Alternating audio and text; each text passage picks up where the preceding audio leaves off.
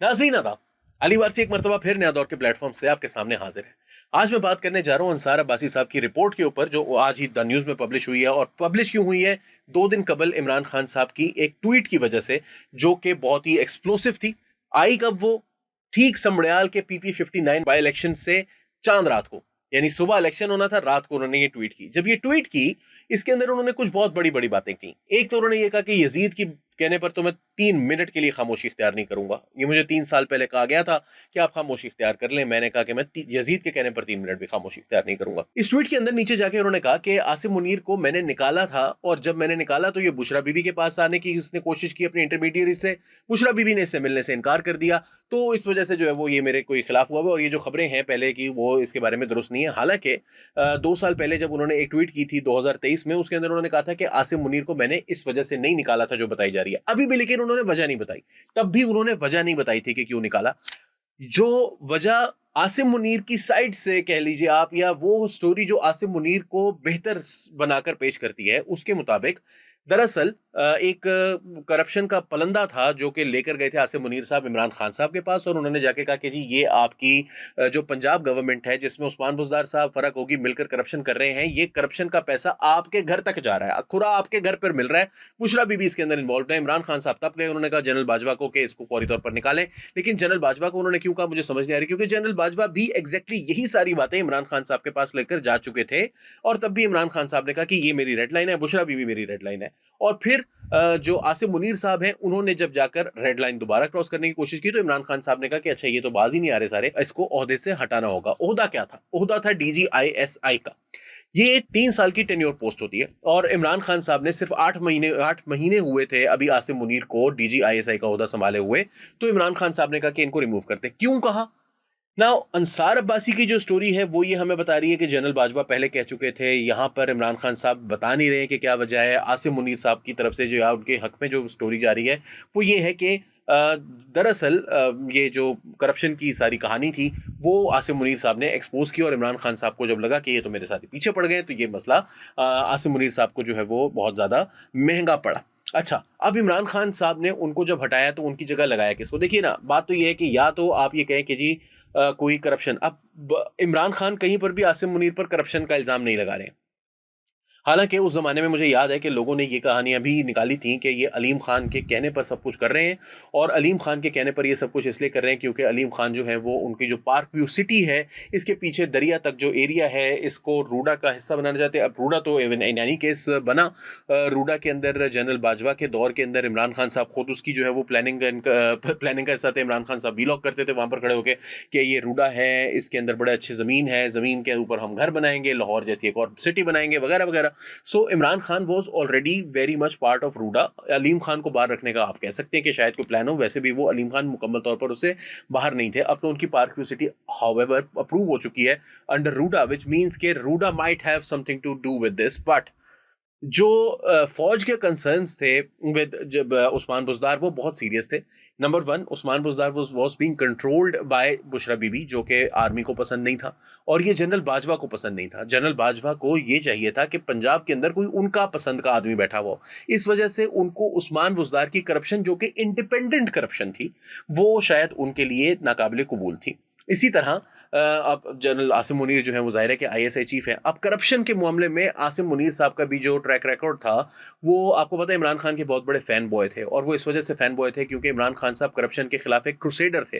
तो उनको ये लगता था कि इमरान खान तो करप्शन के खिलाफ एक बहुत बड़ा जो है वो बुलवर्क है, ये तो इसके तो सारी पॉलिटिक्स ही करप्शन के अगेंस्ट है, और ये करप्ट प्रैक्टिसेस के, करप्ट पॉलिटिशियंस के खिलाफ जंग लड़ रहा है।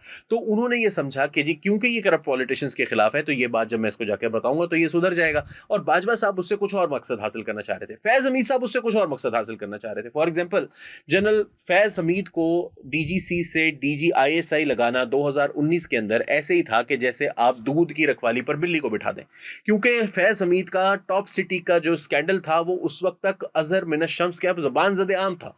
एवरीवन इन इस्लामाबाद न्यू कि टॉप सिटी जो हाउसिंग सोसाइटी है उसके अंदर जनरल फैज हमीद का और उनके भाई का क्या रोल है, वो जो खातून जो UK में बैठी हुई थी उसका क्या रोल है, मोइस कंवर जो यहाँ पर मौजूद था उसके साथ उनका क्या रवैया रहा, और फिर जो अली रजा आबदी की डेथ थी उसके हवाले से भी जनरल फैज हमीद के ऊपर उंगलियां उठती रहीं। सो इमरान खान को ये बात पता ना हो या इमरान खान को बताई ना गई हो, मैं नहीं मान सकता। ये मुझे जरूर समझ में आता है कि it was a nexus and someone told. वो जो आपको पता है बाबर रहमत वाली जो स्टोरी थी, रहमत बाबा जो कि आईएसआई का एक ऑपरेटिव था, जो कि जनरल फैज का मातहत था और बुशरा बीबी का पीर साहब था, और जनरल फैज भी उसके सामने अपने आपको जो है वो मुरीद के तौर पर साबित करते थे।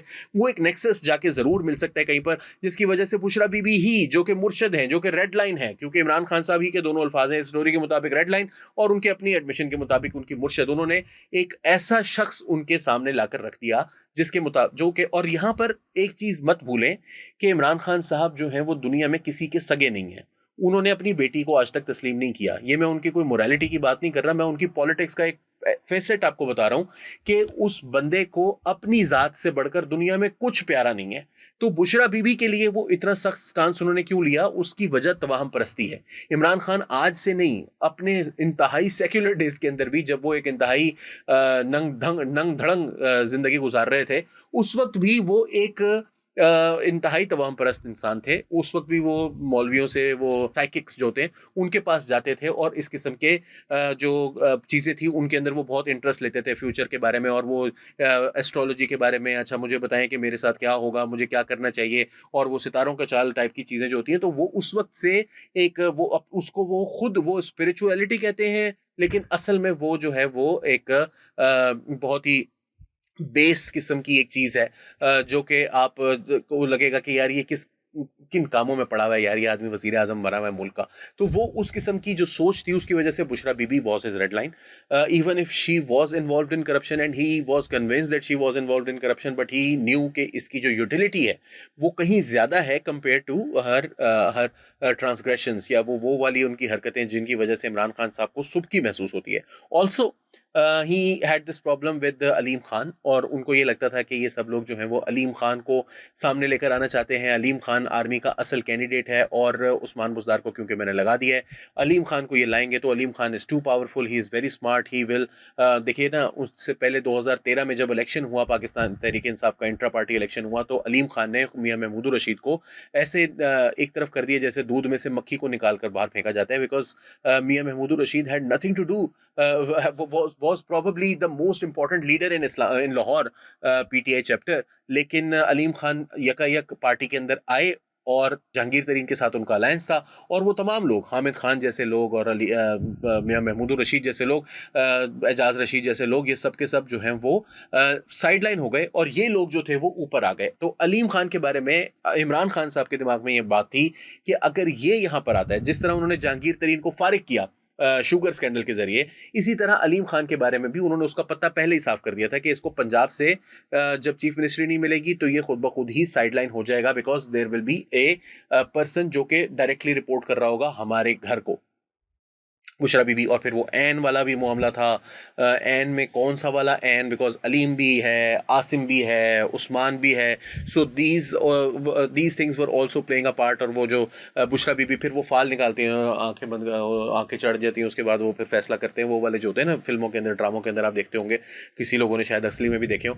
तो वो फिर फाल ये निकली कि उस्मान बुज़दार होगा। तो फिर अब उस्मान बुज़दार को बैक करने के लिए, अलीम खान को साइड पर रखने के लिए, अगर आपको आसिम मुनीर को निकालना पड़ता है, अगर आपको जनरल बाजवा को इनकार करना पड़ता है, कुछ भी करना पड़ता है अपने आप को पावर में रखने के लिए, eventually when the army decided कि बाबर रहमत जो है वो किसी काम का है या नहीं है, उनको तो पता था ना कि ये कौन है, उनके पास तो उसका डाटा था, उनके पास तो उसकी फाइल थी, उनके पास तो, उनको तो ये पता था कि ये बाबा नहीं है, उनको तो ये पता था कि जो ये सारी चीजें करवाता है वो हमारी मर्जी से करवाता है, हमारी तरफ से, हमारी पावर को इस्तेमाल करके करवाता है, अपने ओहदे का इस्तेमाल करते हुए करवाता है। जो इन्फॉर्मेशन इसके पास मौजूद है वो इसको कोई फरिश्ते या खुदा की तरफ से नहीं मिल रही, कोई गैबी मदद नहीं है इसके पास, इसको तो वो एक्सेस मौजूद है जो ऑडियो लोगों की जो टेप हो रही होती हैं उनको सुनने का, इस वजह से इनको, इसके पास नॉलेज है, इन्फॉर्मेशन है, और उस नॉलेज और इन्फॉर्मेशन को ये अपने जो पावर है और जो कनेक्शंस है उनको इस्तेमाल करके आईएसआई के मदद से उन मसाइल को हल करवा के अपने आप को एक बाबा जी के तौर पर प्रेजेंट कर रहा है दुनिया के सामने। तो ये सब कुछ जो चीजें थी वो फौजियों को तो पता थी ना, तो उन्होंने कहा कि यार ठीक है, अगर तुम्हें ये लग रहा है कि बुशरा बीबी तुम्हें बचा सकती है तो फिर Bushra Bibi vote of no confidence से बचा कर दिखा दे, हम पीछे हट गए हैं, अब ये बचाए।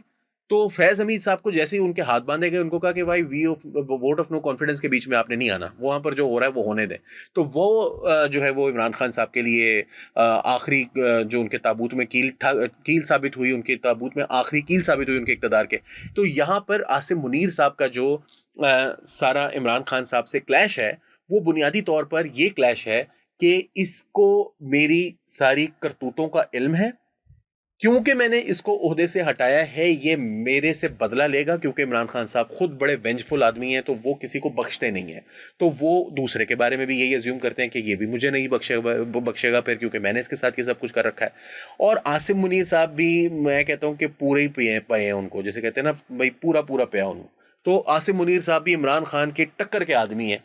इमरान रियाज ने कहा था ना, टक्कर के आदमी। आसिम मुनीर जो है वो इमरान खान को पहला टक्कर का आदमी मिला है, और उससे नुकसान ये हुआ है इमरान खान साहब का कि अब जो है वो इस तरह की जगह पर फंस गए हैं। अब उन्होंने ये सब बातें कर दी। पंजाब में इस वक्त देखिए, मैं एक मिसाल आखिर में देता चलूं कि 4 साल पुरानी बात है, जब मुस्तफ़ा नवाज़ खोखर जो हैं वो बिलावल भुट्टो जरदारी के स्पोक्स पर्सन हुआ करते थे। पीडीएम की तहरीक चल रही थी और पीपल्स पार्टी ने यकायक अपने आप को पीएमएलएन से डिस्टेंस करने का फैसला किया, और मियां नवाज शरीफ के खिलाफ और बेनज़ीर भुट्टो के खिलाफ कुछ इस तरह के, और सॉरी, मरियम नवाज शरीफ के खिलाफ कुछ बयानात जो हैं वो आना शुरू हुए। तो मुस्तफ़ा नवाज़ खोखर ने बिलावल को ये समझाया कि देखें, पंजाब में, मैं पंजाब से हूँ, पंजाब में इस वक्त मूड नहीं है नवाज शरीफ के खिलाफ कोई बात सुनने का, आप नवाज शरीफ के खिलाफ बातें मत करें, ये पीपल्स पार्टी को नुकसान देंगी। बिलावल साहब ने नहीं सुनी, पीपल्स पार्टी को नुकसान हुआ, नवाज शरीफ को नुकसान हुआ, मगर वो पीडीएम की वजह से नहीं हुआ, लेकिन उस पीडीएम की तहरीक के नाकाम होने की वजह से वोट ऑफ नो कॉन्फिडेंस जो है उसके पीछे अवामी मकबूलियत या अवामी कबूलियत जो थी वो हट गई, और इवेंचुअली नवाज शरीफ भी फारिग हो गया, पीपल्स पार्टी भी किसी काबिल नहीं रही, फौज भी नाकाम हो गई, इमरान खान पावर में है, इमरान खान मकबूल है लेकिन पावर में नहीं है। So Punjab is a vacuum now, and I don't think Peoples Party can fill it. इसी तरह आज पाकिस्तान तहरीक इंसाफ जो फौज को गालियां दे रही है, इमरान खान जो फौज को गालियां दे रहा है, ये उनको समझना चाहिए कि फौज के खिलाफ बात सुनने का पंजाब में इस वक्त एपेटाइट नहीं है। फौज के ने अपना काम कर दिया इंडिया के खिलाफ, और इस वक्त आसिम मुनीर को बुरा भला कहना अपना नुकसान करने के मुतरादिफ है। आसिम मुनीर का कुछ नहीं जाएगा, पीटीआई का नुकसान होगा। 40,000 की लीड हो गई है 9,000 से कल। सो इमरान खान मस्ट रियलाइज कि ये जितना मर्जी स्पिन दे लें, और आज भी मुझे नहीं समझ आता ना भाई, आसिम मुनीर को आपने क्यों हटाया? अगर आप ये बताने के लिए तैयार नहीं है कि क्यों हटाया था, तो फिर आप कुछ भी कहते रहें। ये वैसे ही है जैसे इंडिया के जर्नैल आजकल बोंगियां मारते फिर रहे ना कि तैयारे गिरे थे, लेकिन ये इंपॉर्टेंट नहीं है, असल इंपॉर्टेंट ये है कि क्यों गिरे थे, मैं आपसे पूछ रहा हूं क्यों गिरे थे, मैं कह रहा हूं कि क्यों हटाया था, ये बता दें, तो फिर शायद आपकी बात की एनालिसिस हो सके। यहां पर आप अपना एक, जो कि इमरान खान साहब की कम्युनिकेशन पॉलिसी, उनकी पीआर पॉलिसी जो है वो बड़ी पावरफुल समझी जाती है, यहां पर एक बहुत बड़ा सुकम है जिसको वो जब तक दूर नहीं करेंगे तब तक उनकी साइड का वर्जन आ ही नहीं रहा, और मैं ये समझता हूं कि उनकी साइड पर कोई वर्जन है ही नहीं। तो अब देखते हैं कि वो क्या करते हैं। मेरे हिसाब से he is making blunder after blunder, and this is always going to go in army's favour. Ali Warsi को फिलहाल के लिए नया दौर के प्लेटफॉर्म से इजाजत दीजिए। आदाब।